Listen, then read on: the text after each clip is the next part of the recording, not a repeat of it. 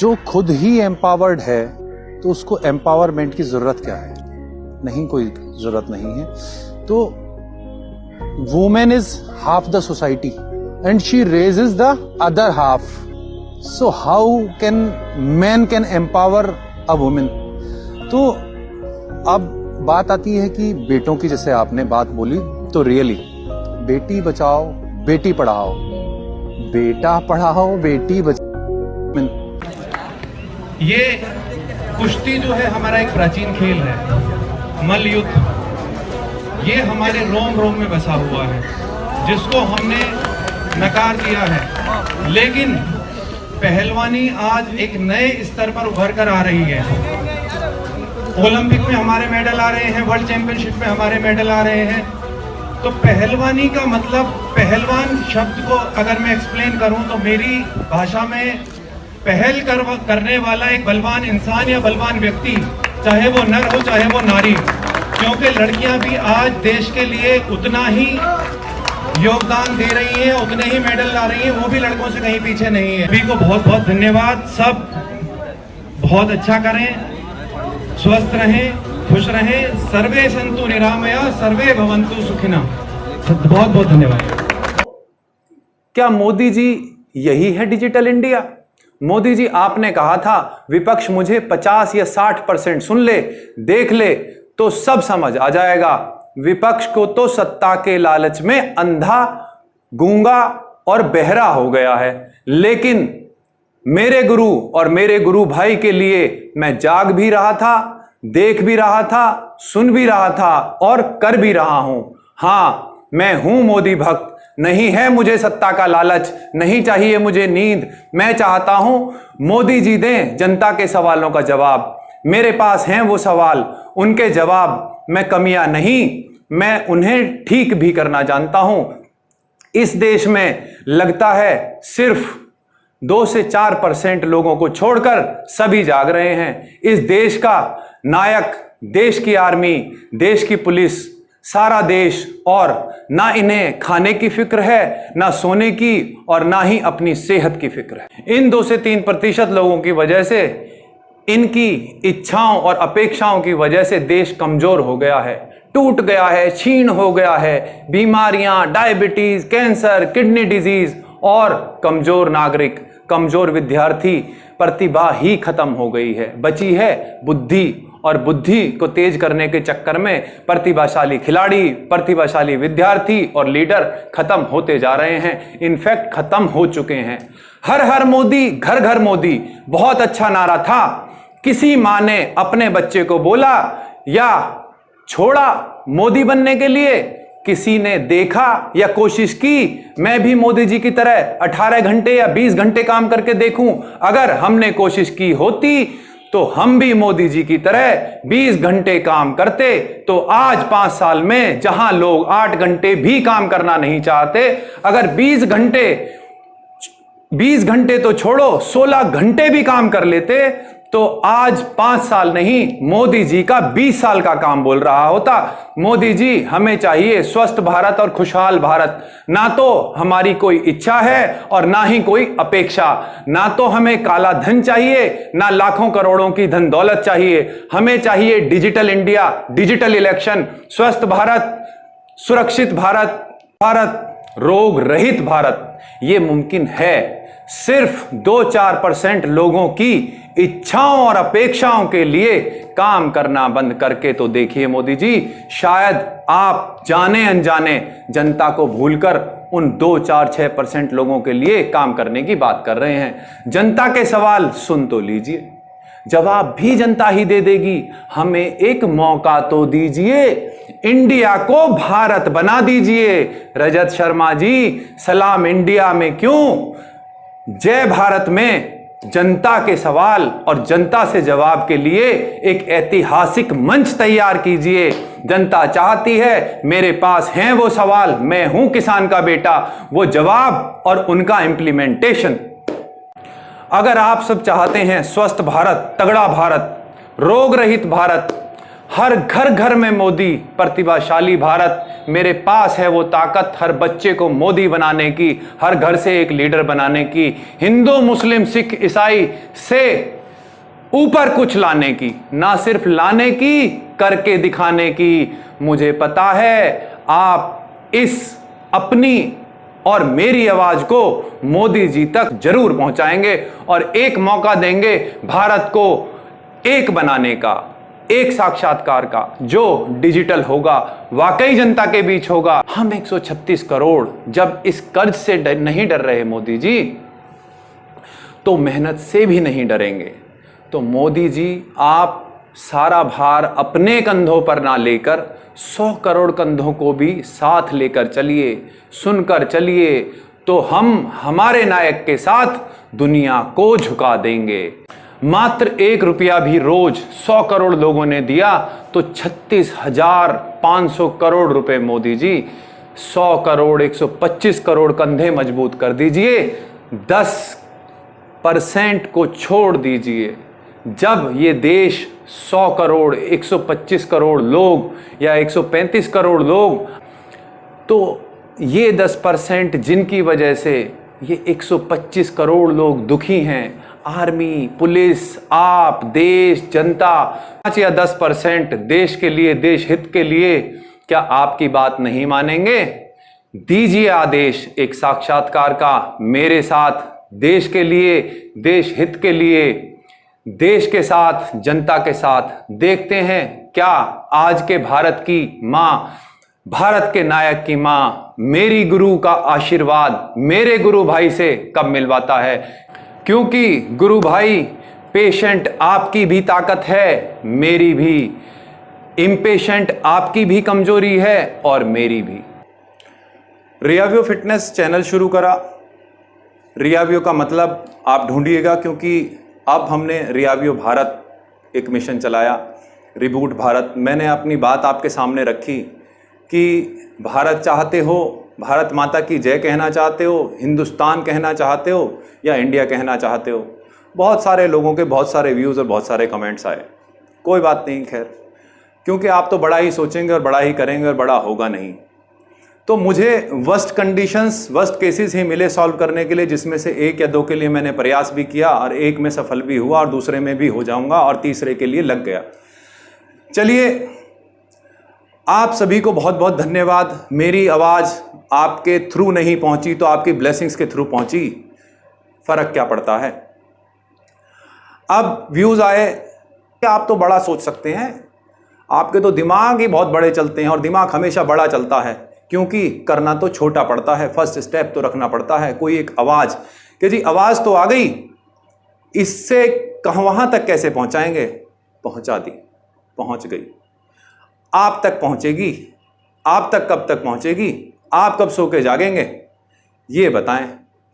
एक सज्जन ने कहा, सर बहुत अच्छी वीडियो थी लेकिन किसी बड़े का हाथ पकड़िए। अरे, तो मैंने कब कहा छोटे का हाथ पकड़ूं? आपकी नज़र में बड़ा क्या है, आप ये तो बता दीजिए। क्या 2 हाथ बड़े हैं या 136 करोड़ लोगों के हाथ बड़े हैं? मैं कह तो रहा हूं बड़े हाथ पकड़ें, आप ही तो बड़े हैं, तो 136 करोड़ तो हाथ पकड़ें। लेकिन आपने चाहा कि बड़ा हाथ पकड़े, तो चलो उन 2 हाथों ने मेरे हाथ पकड़ लिए। एक हाथ मैंने वहां पकड़ा दिया, एक हाथ आपके लिए खाली है। तो इस दूरी को भरना चाहते हैं तो देखिए, देखते हैं कब पकड़ेंगे और कब जागेंगे। अगली बात हुई, और लोगों से बात हुई, उन्होंने कहा कि संविधान की दुहाई दे डाली। निकले थे हेल्थ सुधारने, पहुंच गए संविधान छापने। आज सुबह संविधान ही प्रिंट कर लिया कि संविधान भी जान लें। चलो जी, संविधान भी पढ़ लिया। अब उसमें क्या पढ़ा क्या नहीं पढ़ा, ये जल्दी ही आपके सामने आ जाएगा। तो अब आप ये जान लीजिए कि आप लोग सिर्फ सोचना और बोलना जानते हैं, करना नहीं जानते। तो करना भी तो कुछ नहीं है, एक बटन ही तो दबाना था। लेकिन तो एक बटन ही तो दबाना था, ना तो आपने दबाया, ना परिवार वालों ने दबाया, ना किसी संगी साथी ने दबाया। बोले आपने कहा नहीं भाई साहब, मुझे मेरी जिस काम को करने की ज़रूरत है वो मैं कर रहा हूँ, आपका काम भी मैं करूँ। आप अपना काम खुद करिए, आपको अपना हाथ खुद ही तो पकड़ाना पड़ेगा, कोई जाके ज़बरदस्ती थोड़ी पकड़ लेगा। जैसे कि आप चिल्ला रहे हैं कि रोज़गार रोज़गार, तो रोज़गार दिया नहीं जाता, रोज़गार तो लिया जाता है। आप किसी को बोलेंगे जाकर कि आओ मेरे यहाँ रोज़गार ले लो, अपनी मर्जी से चुनता है काम अपना। हर आदमी, हर इंसान, हर ह्यूमन, हर जानवर, हर कोई जो इस प्रकृति पे जीवन व्यतीत कर रहा है, सब अपना काम अपने अनुसार चुनते हैं, कोई किसी को कुछ नहीं दे सकता। तो किसी की बुराई करके अपने को अच्छा बताना ज़्यादा बेहतर है या दूसरे की अच्छाई बता के अपनी अच्छाई और बताना ज़्यादा बेहतर है? आपने सोचा? नहीं सोचा। हम कमियां निकालनी जानते हैं, ठीक कौन करेगा? हम कमियां निकाल के दूसरों के दिल में जगह बनाना चाहते हैं। क्या हम अपनी ज़्यादा अच्छाई बताकर दूसरे के दिल में जगह नहीं बना सकते? बना सकते हैं, लेकिन नहीं। गांधी जी ने 3 बंदर दिए, बुरा मत देखो, बुरा मत सुनो, बुरा मत बोलो। तो बुरा देखोगे नहीं, सुनोगे नहीं, तो बुरा बोलोगे नहीं और बुरा करोगे नहीं। लेकिन आज क्या हो रहा है? बुरा, ये इतना बुरा और मैं इतना अच्छा, ये इतना बुरा मैं इतना अच्छा। ऐसे नहीं होगा। बुराई करनी बंद कर दीजिए, किसी को बुरा मत बोलिए, क्योंकि ना बुरा देखेंगे, ना बुरा सुनेंगे, तो ना बुरा बोलेंगे, ना बुरा करेंगे। ज्यादा इंटेलिजेंट बन रहा है, ये देगा सलाह? हाँ, शायद दे दे। फ्रस्ट्रेशन जो यहां निकल रही है सोशल मीडिया एंड ऑल पर, वो नहीं निकलती। गंदा सुनेंगे, गंदा खाएंगे, गंदा देखेंगे और गंदा ही बोलेंगे। आप physically, mentally, spiritually, emotionally fit हैं कि नहीं है? क्या एक छोटा सा टेस्ट हो सकता था कि नहीं हो सकता था? हाँ या ना? हो सकता था तो अपनी आवाज उठाइए, नहीं हो सकता था तो उस सवाल का जवाब दीजिए। आप बड़ी जल्दी भीड़ इकट्ठी करके खड़े हो जाएंगे, ये नहीं हो रहा, वो नहीं हो रहा। अरे होगा कैसे? बता तो रहा हूं कैसे होगा। इस आवाज को क्यों नहीं पहुंचा रहे?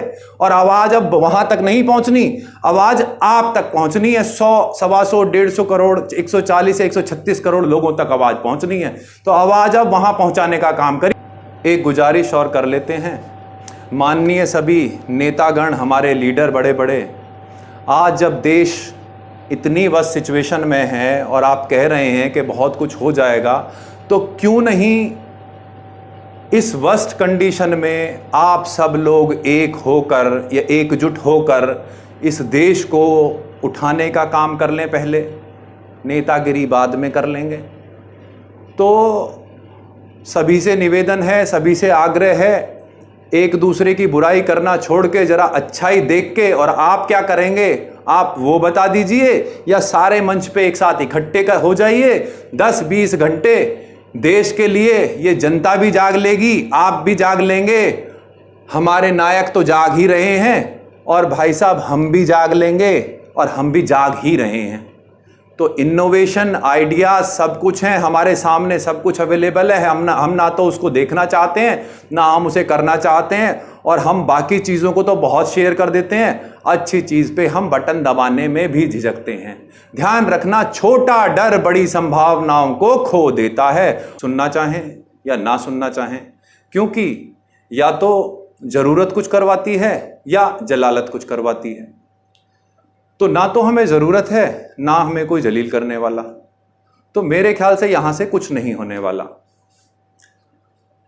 मैं एक वर्स्ट केस मेरे माँ बाप ने पैदा करा, मेरे परिवारजनों, रिश्तेदारों, भाइयों बहनों, सब ने मुझे झेला।